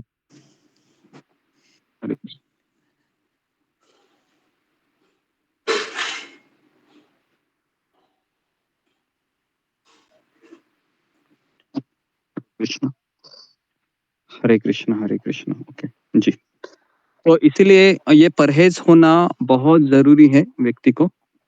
अगर परहेज नहीं करता है तो उसकी बीमारी बढ़ जाती है। और हम जब भक्ति में आते हैं तो सबसे 4 परहेज कौन से हमारे हैं? पहला परहेज क्या है? मांसाहार नहीं करना है, ये पहला परहेज, बराबर है। उसमें अंडा है ना, सब कुछ आ गया। कोई लोग कहते हैं कि अंडा वेजिटेरियन में आते हैं, पता है अभी ऐसा भी अभी हो रहा है ना। अंडा ये वेजिटेरियन है, जी जी प्रभु। सुना है आपने ऐसे? ये भी जी कंसेप्ट गुरुजी। आ रहा है। जी जी जी हाँ हाँ हाँ, तो इसके लिए ये अंडा वेजिटेरियन नहीं है, अंडा ये नॉनवेज में ही आता है, ठीक है जी। और दूसरा है कि भक्त लोग मशरूम भी नहीं खाते हैं। ये भी मैं आपको बता रहा हूँ। मशरूम होता है जो ऐसी वनस्पति है जो एक तरीके का फंगस होता है।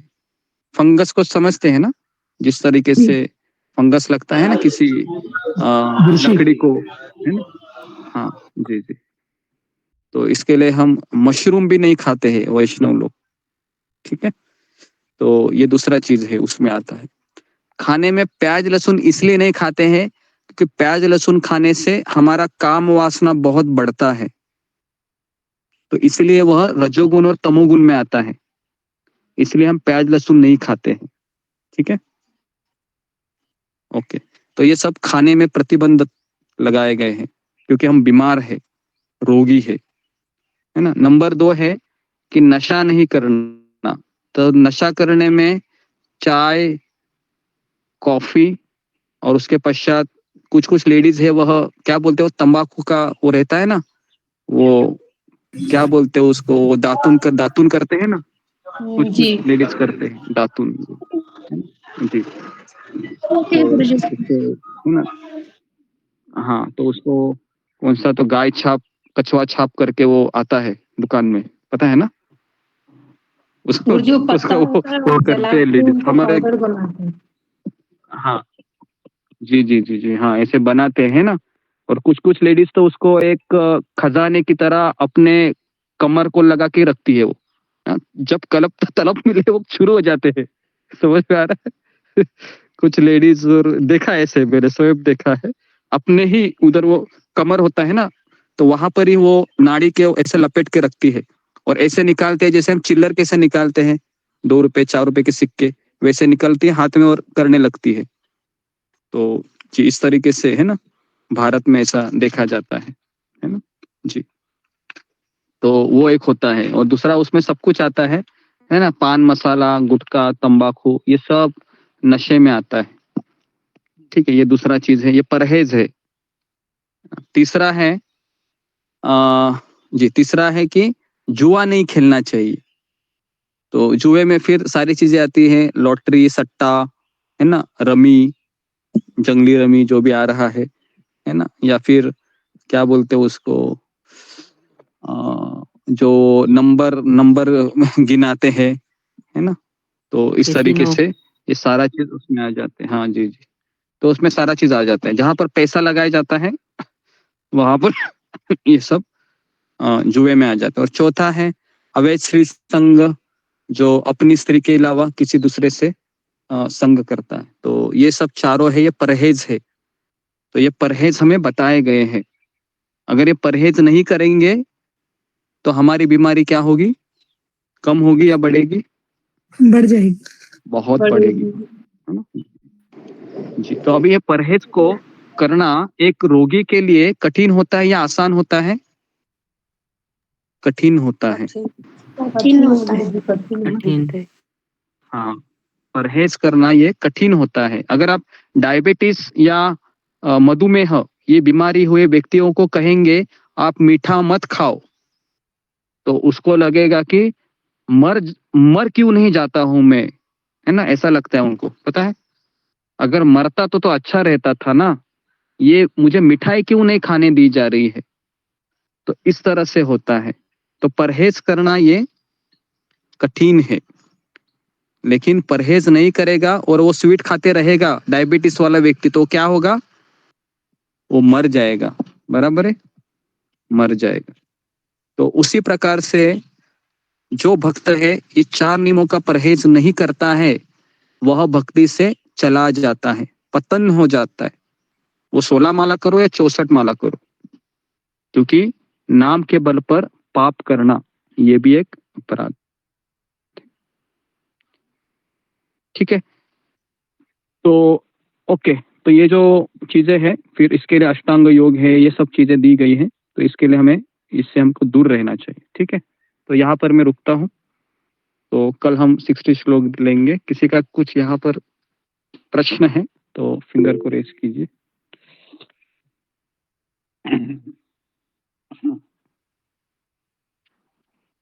जी,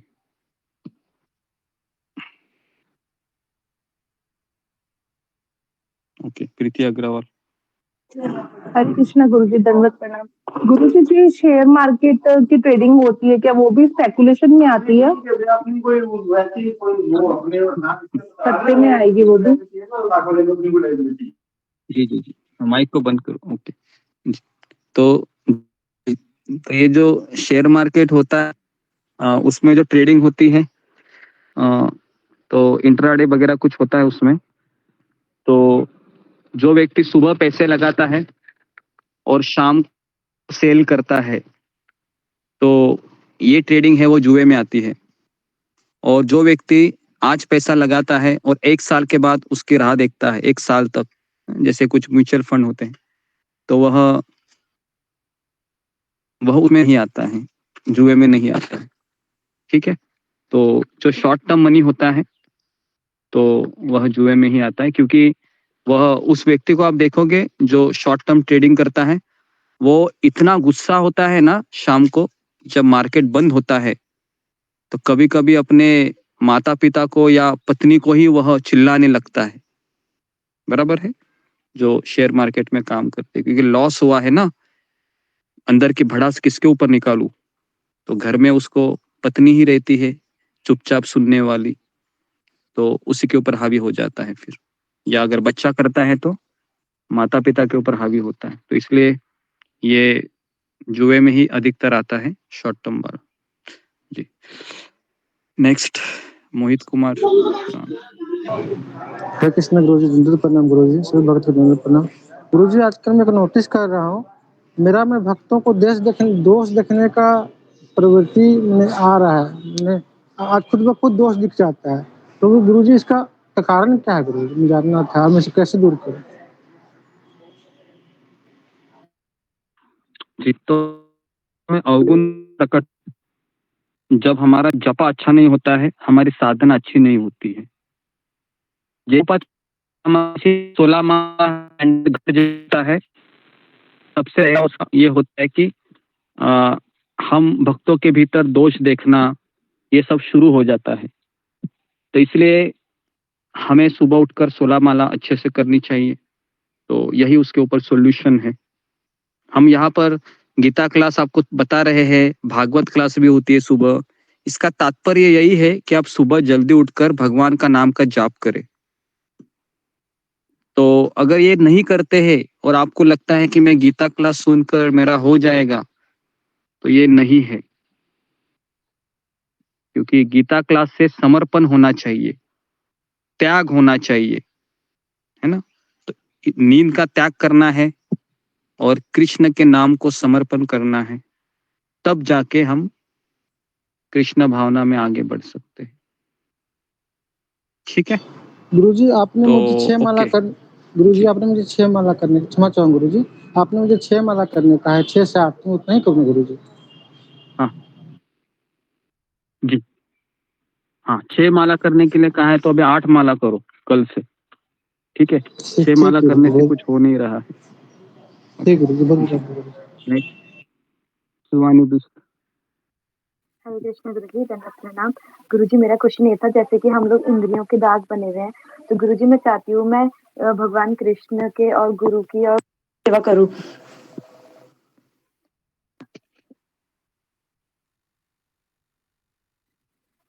हरे कृष्ण, आवाज आ रही है? जी, वापस पूछो, आवाज सुनाई नहीं हाँ जी दिया। गुरुजी। हमने पढ़ा ना कि इंद्रियों इंद्रियों के हम लोग दास बने हुए थे। गुरुजी, मैं भी इंद्रियों की दासी हूँ।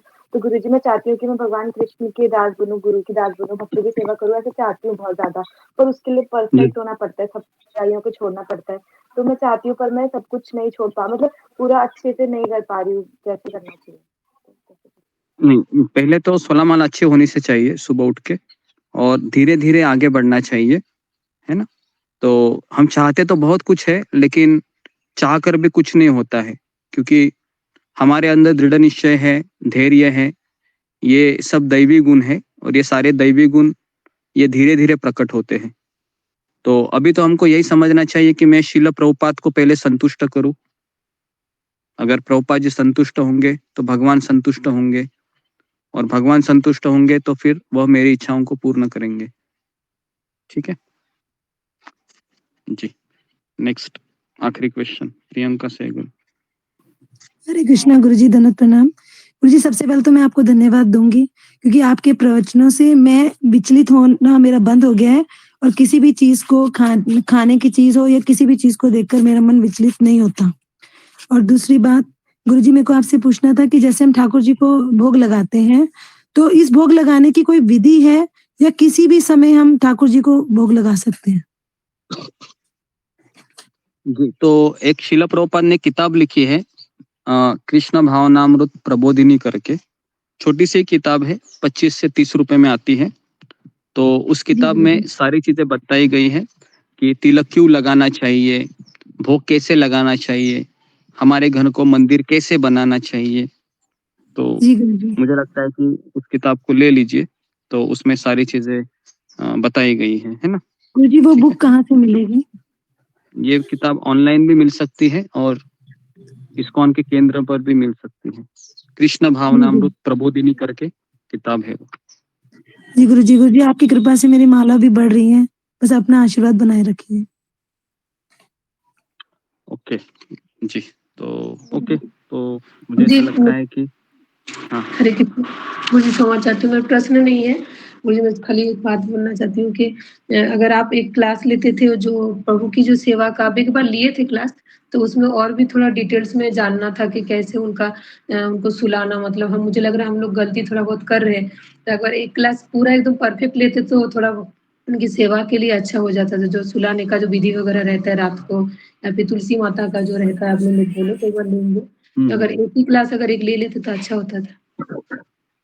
जी जी, ले लेंगे हम वापस एक बार कि भगवान को उठाना कैसे है, भगवान को सुलाना कैसे है, उसके पश्चात भगवान का अभिषेक कैसे करना है। तो ये सारी चीजें हमने दो क्लास ले लिए थे हमने, बराबर जी है। गुरुजी, उसमें हमने कुछ लेकिन गुरुजी एक बार प्लीज दोबारा जी ले लीजिए। गुरुजी, हमने उसमें और भी मंत्र बहुत कुछ जानना है, मतलब जो हमको ऐसा लगता है कि सटीक नहीं हो रही है, और भी अच्छे से मतलब करना है, तो मन में जागते हैं, तो आपसे जानना है उन सब और भी अच्छे से। कितने लोग चाहते हैं ऐसा क्लास? फिंगर को रेज कीजिए कि और जिनके घर में विग्रह है, कि विग्रह भी होने चाहिए उसके लिए, है ना?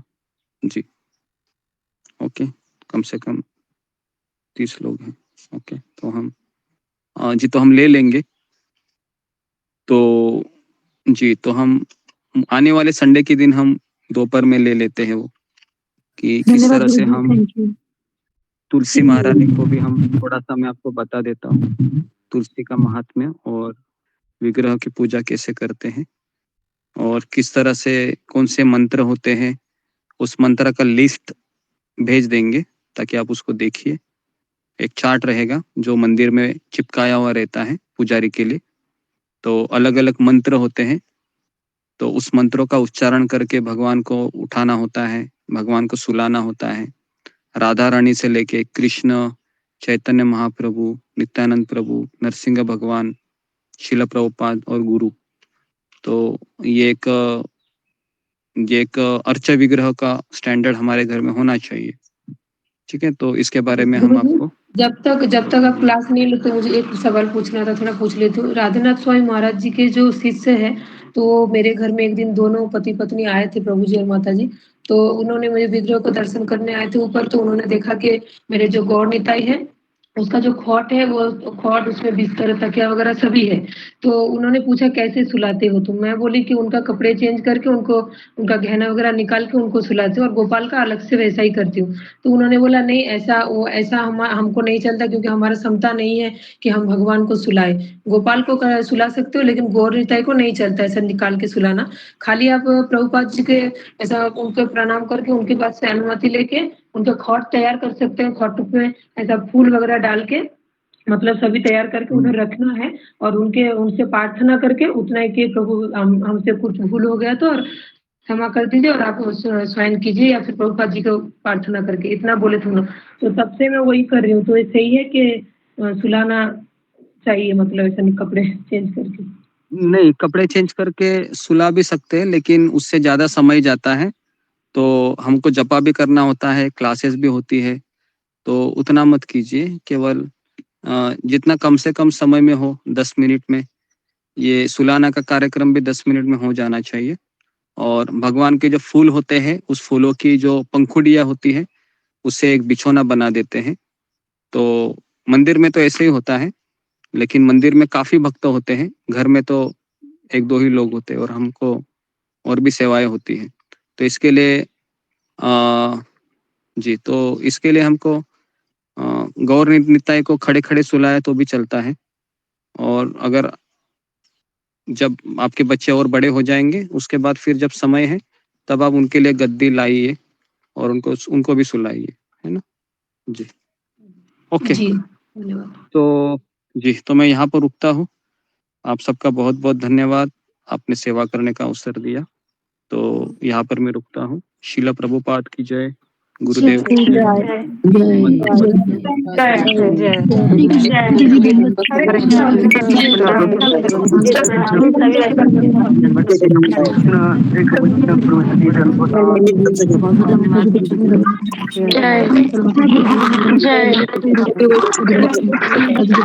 प्रणाम सभी भक्तों को प्रभु जी